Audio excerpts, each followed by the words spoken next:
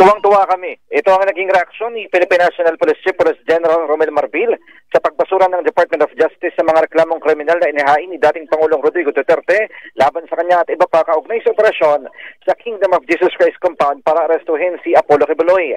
Sa ambush interview dito sa Camp Crame, sinabi ni Marbil na pinagpapasalamat niya ang desisyon ng DOJ. Parte lang kasi ng trabaho nila ang kanilang ginawa at naniniwala siyang lehitimo naman ang kanilang operasyon.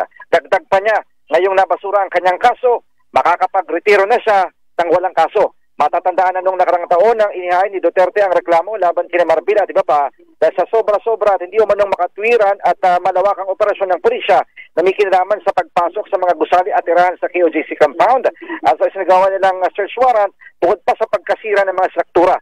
Paliwanag naman ng DOJ, resulta lamang ng operasyon at balidong pag-aresto ang pagkasira ng ilang struktura.